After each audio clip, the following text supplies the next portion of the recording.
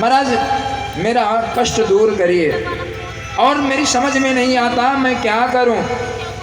आंखें कहती हैं सुंदर रूप देखो, कान कहते संगीत सुनो, और ये जिह्वा कहती है सुंदर पदार्थों का सेवन करो। मैं इंद्रियों को कैसे वश में करूं, ये मेरा पहला प्रश्न है। और मेरा दूसरा प्रश्न है महाराज कि बंधन किसका होता है? बंधन आत्मा का होता है या मन का होता है? तो बंधन किसका होता है, मेरा ये प्रश्न है। और मन को वश में करने का क्या उपाय है? मेरे ये 3 प्रश्न हैं। कपिल भगवान ने कहा भैया आप तो स्वयं ज्ञानी हैं, लेकिन इंद्रियों को वश में करना ही चाहिए। आपकी कोई भी इंद्री आपको विवश कर रही है। मान लो जीभ कह रही है मैं पकवान खाऊं, तो उस इंद्री को भगवान से मोड़ दीजिए, भगवान का भोग लगा करके उस पकवान को पाइए तो उसका दोष नहीं लगता है।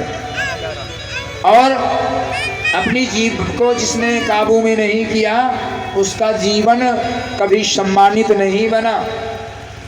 दूसरी आपकी नेत्र इंद्री कह रही है चित्र देखने के लिए महाराज, कानों से संगीत सुनने की इच्छा है और दृश्य देखने की इच्छा है, तो भगवान के दर्शन करो।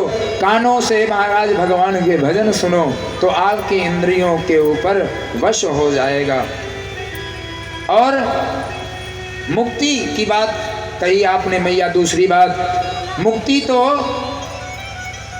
ये मन की महाराज होती है, आत्मा तो अजर अमर है, इसलिए ये मन ही बंधन में डालता है और मन ही मुक्ति का कारण बनता है। तो महाराज मन के लिए हमें उद्धार करना पड़ता है। उद्धार यानी ऊपर की तरफ धार, पुरुषार्थ करना पड़ता है। बोलो राधे राधे।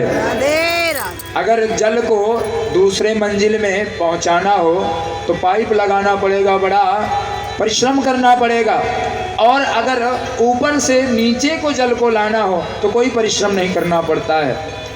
तो उद्धार के लिए परिश्रम करना पड़ता है, मन को इंद्रियों को परिश्रम करना पड़ता है।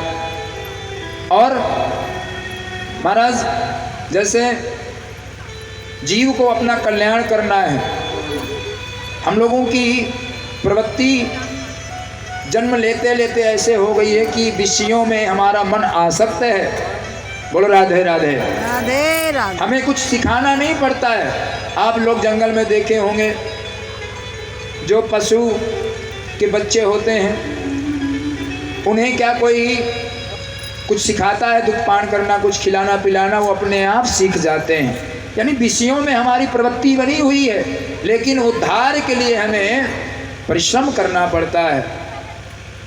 तो उसके लिए मेहनत करना पड़ता है, भगवान का तप करना पड़ता है, जप करना पड़ता है, ध्यान करना पड़ता है, अपने इंद्रियों को मन को भगवान की तरफ मोड़ना पड़ता है, परिश्रम करना पड़ता है।